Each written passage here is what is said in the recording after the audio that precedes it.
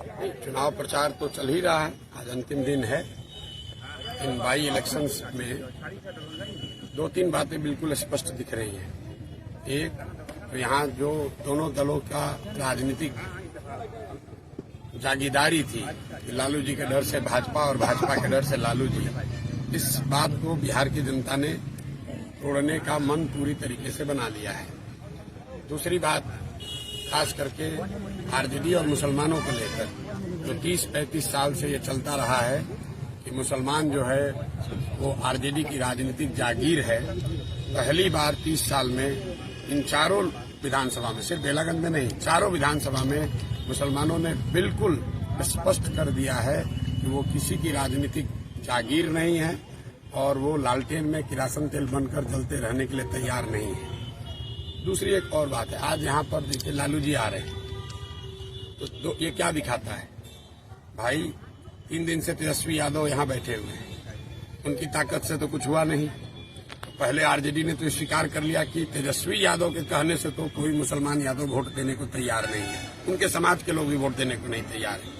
और दूसरा, इसने लालू जी के चरित्र को बिल्कुल उजागर किया है कि जिन मुसलमानों के रहनुमा होने का आप दावा करते रहे 35 साल, एक बेलागंज में मुसलमान परिवार के एक सामान्य परिवार का लड़का चुनाव लड़ रहा है, उसको हराने के लिए आरजेडी के नेता लालू जी, उनके लड़के पूरी ताकत झोंके हुए हैं कि किसी भी तरीके से एक सामान्य परिवार का, मुसलमान परिवार का लड़का नहीं जीतना चाहिए।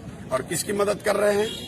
एक बाहुबली के लड़के की मदद कर रहे हैं। तो आप MY समीकरण की बात करते हैं, आप जिन मुसलमानों के वोट से इतने दिनों तक राज करते रहे हैं, उसी समाज का एक लड़का 7 महीने के लिए अगर उसको चुनाव जीतने का अवसर है तो उसको हराने के लिए, ये साधारण बात नहीं है।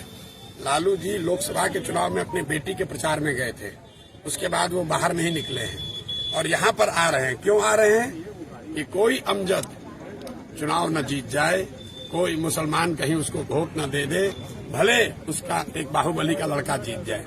और ये इनकी सच्चाई है, इनके चरित्र को उजागर करता है। तो परिणाम जो आएगा वो तो आएगा ही, लेकिन बिहार की जनता और विशेष करके जो यहाँ के मुसलमान साथी हैं, उन्होंने इनका चरित्र देख लिया है कि MY की ये बात करते हैं, इनको न किसी M से मतलब है, न Y से मतलब है, इनको खुद से मतलब है, अपने परिवार से मतलब है और अपने साथ जुड़े हुए जो बाहुबली हैं, ठेकेदार हैं, उनसे मतलब है। इनको यादव समाज के सामान्य लोगों से भी कोई लेना देना नहीं है। लालू जी भाई, यहाँ पर दूसरे जो प्रत्याशी NDA से लड़ रही हैं वो भी तो यादव समाज की हैं, लेकिन लालू जी को है भैया कुछ भी हो जाए, मेरा परिवार ही जीतेगा या मेरे से जो जुड़ा हुआ ठेकेदार है, बाहुबली है, वो जीतेगा।